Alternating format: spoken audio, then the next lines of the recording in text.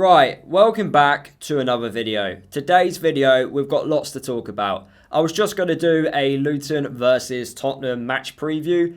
No, we're going to do a little bit more than that. I'm going to cover 4 topics. The first topic is about Hakeem Odoffin, and he's going to be out for a couple of months. I'm also going to talk about Charlie Kelman because he's on his way to Charlton. And also talk about the latest player that has been rumoured to be coming to Luton in Joseph Gbode for 500k. And finally end the video off by talking about the Luton versus Tottenham game.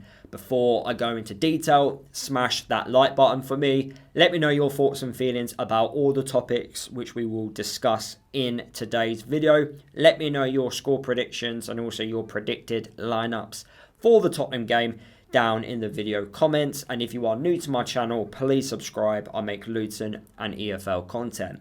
So we're going to start off by talking about Hakeem Odoffin. So we found out that in his medical, something popped up, a medical condition that apparently he's had for quite a long time. It never popped up while he was at Rotherham for some weird reason. I don't know why. I've been speaking to a Rotherham fan and he finds it quite concerning that it never came up in conversation at all throughout his time at that football club.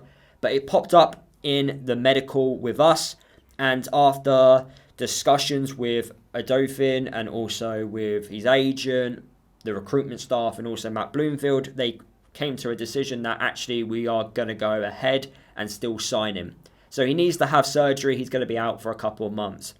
For me personally, it is a bit frustrating because in the past 12 months, we have signed players that have had a poor injury record. Hakeem Odoffin isn't an injury-prone player. He's just found out something about himself that requires him to have surgery.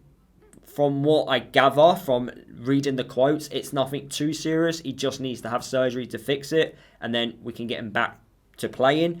But it's going to take a couple of months for Luton to get him up to match sharpness. But like I said, it is frustrating because in the past we have signed players that have had poor injury records, and then what's happened is they've continued to be injured at the football club and we've not really recovered from that. So we were thinking, right, have a clean slate and don't sign any more players that have a poor injury record. Hakeem doesn't have that, but with what's popped up from the medical, it is annoying, and I can understand why fans are a bit frustrated with it. But what the quotes say about Hakeem Odoffin is that Matt Bloomfield really loves his character and his attitude.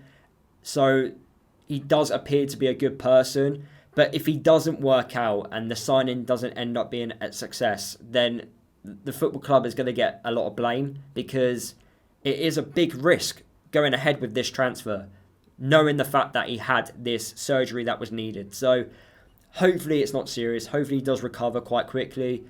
And yeah, he does actually perform quite well in a Luton shirt. But if he doesn't, then yeah, fans are not going to be happy. Fans are already not happy on social media. So yeah, I can imagine it's just going to get a little bit worse. Talking about fans not being happy, we look like we are missing out on a striker potentially because he's on his way to Charlton under Nathan Jones. Charlie Kelman, apparently it was reported that Luton were interested in Charlie Kelman, but he's on his way to Charlton. I don't think we've not signed him due to financial reasons. I can understand why Charlie Kelman is picking Charlton over Luton.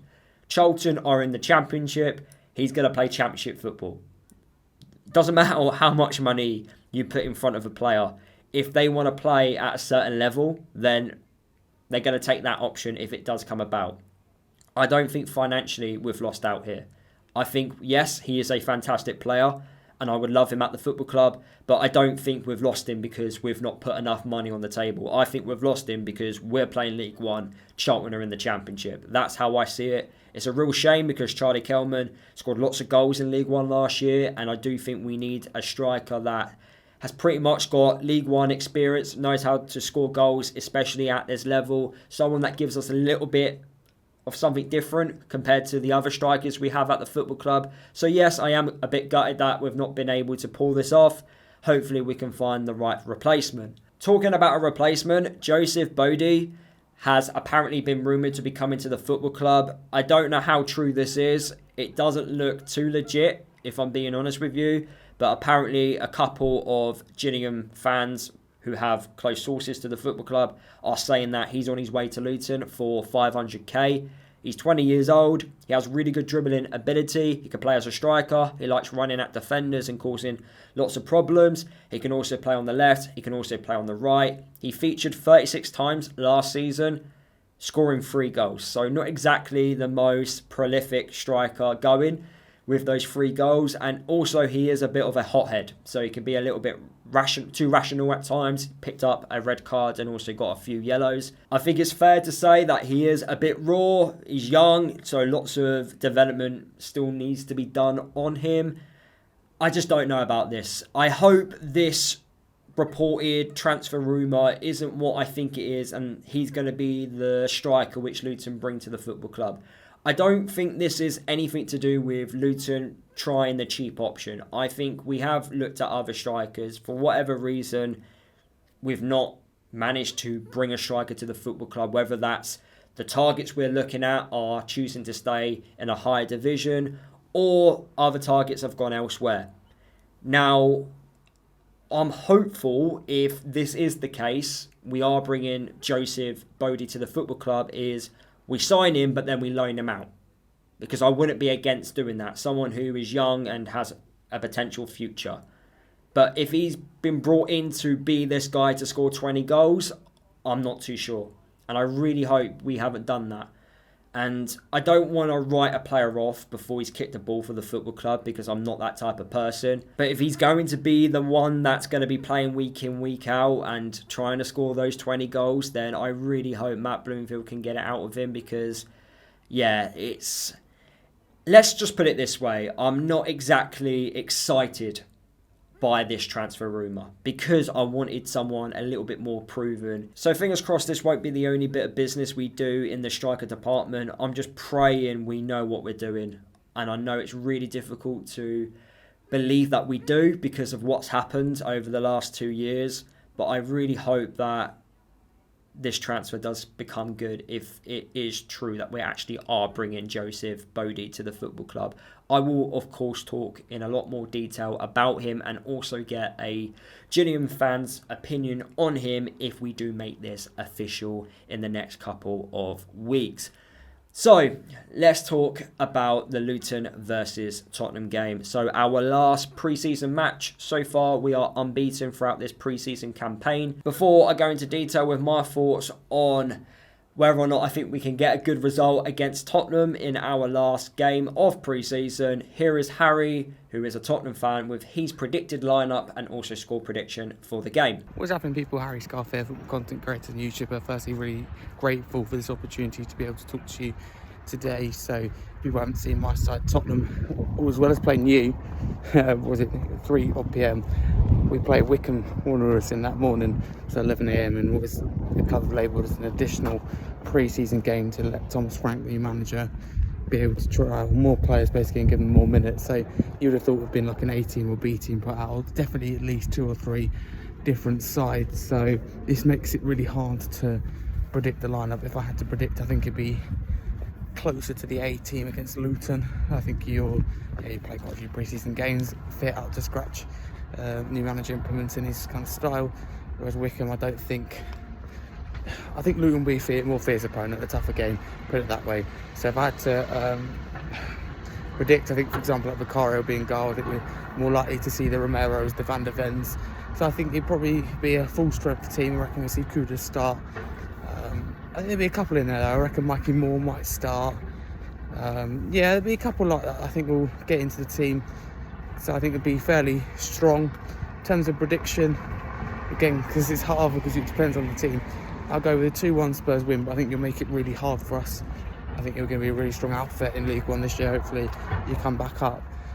So I think it'll make us work hard for it. I've been watching you in pre-season. You play quite a few more games. Obviously the EFL starts in it a lot earlier than the Premier League. So it remains to be unclear how it looks for this game. I think for my club, Spurs, it's going to be in particular a big fitness test. Also maybe a little bit of a tactical test as well. So I think it'll be a lot stronger team against Luton than Wycombe. As I said, a couple of youngsters probably in there as well.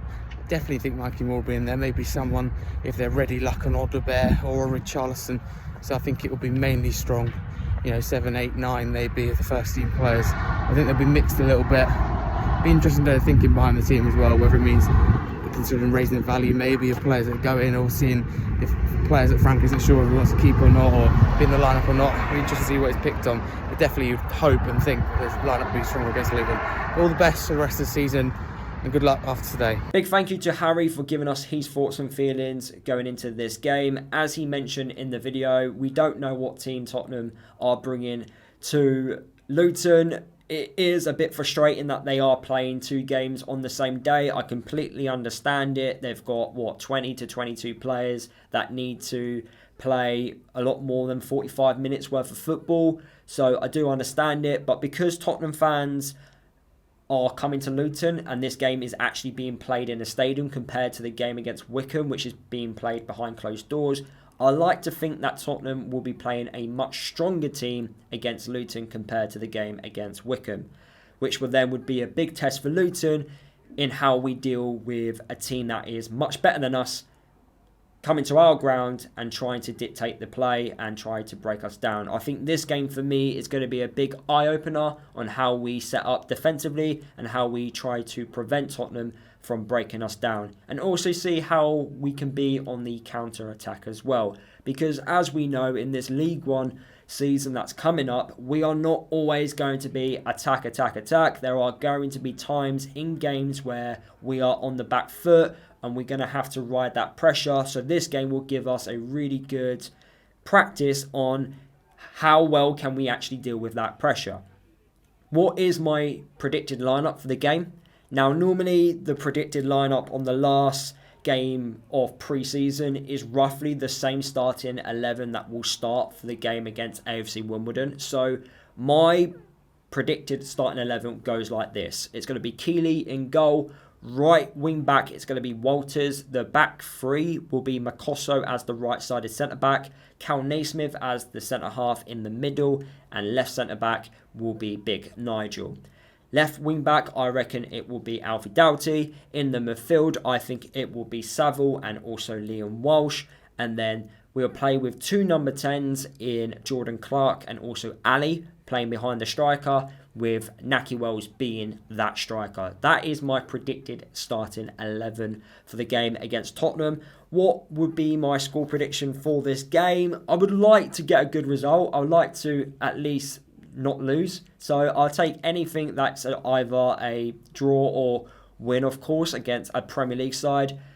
I think winning against Tottenham will give us a lot of confidence going into the season. I really like Thomas Frank, the Tottenham manager. I think it is a fantastic appointment by Tottenham. They've gone with proven, born winners managers in the past. They've gone with young and hungry managers as well. They've also gone with managers that play very attractive style of football, and it just hasn't worked out. Yes, Ange managed to win a European trophy, but they decided to part ways, and they've brought in Thomas Frank, who is, I like to think, a really good balance between old school and also being bright, open to ideas type of manager. He's proven in the Premier League. If he doesn't end up being successful at Tottenham, then clearly it's got to be the football decisions they make upstairs, because they've had the right managers in the past. It can't always be the manager's fault on why they're not successful. So I think Thomas Frank is a really good manager. I'm looking forward to seeing some of the, the big names play for Tottenham, like your Solankis, for example, your Sons. So yeah, really good opportunity for us against them. Let's see what we can do. But even if we do lose against Tottenham, it's a Premier League team who are much better than us. It's not the end of the world. I like to think we will be a little bit more fitter than them, because some of our players have already done 90 minutes worth of football. I expect the Tottenham players, which will be a mix with first teamers and also youngsters, to have at least an hour, 75 minutes worth of minutes. So I think as the game goes on, Tottenham will get a bit weaker in terms of their younger players coming on. But even their younger players, they're at least League 1, League 2 level, so they will still cause us problems. But I think as the game goes on, I think we would look a little bit more stronger, hopefully. But yeah, that is the end of today's video. Drop a like, Leave your thoughts and feelings down in the video comments. If you're new to my channel, please subscribe. I make Luton and EFL content, and I'll see you guys in the next video.